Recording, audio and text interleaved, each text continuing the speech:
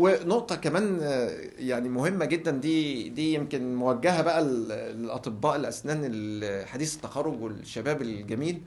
التخصص. يعني احنا بدأنا دلوقتي السبيشاليتي. عارفه انت زمان كانت ضرسي بيوجعني هروح للدكتور معتز، عايز اعمل تجميل هروح للدكتور معتز، عايز اعمل زراعه هروح للدكتور معتز، عايزه ابني الصغير اطفال سنان وجعها هروح للدكتور معتز.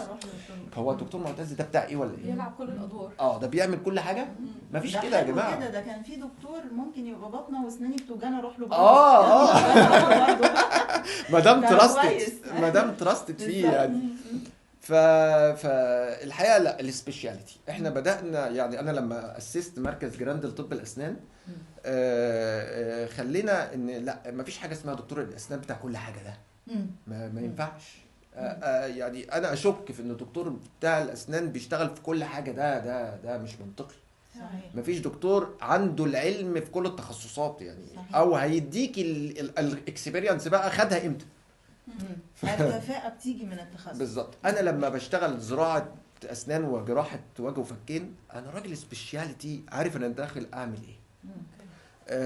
انا لما داخل عندي دكتور مثلا سبيشاليتي علاج عصب وعلاج جذور خلاص هو الراجل سبيشاليتي ما بيعملش الحته دي، فهو بايونير فيها.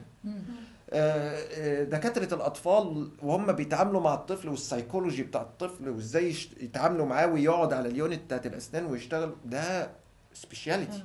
فبالتالي خلاص اهتميت بقى ان لا، انا هجيب احسن حد في كل تخصص عشان اطلع احسن نتيجه.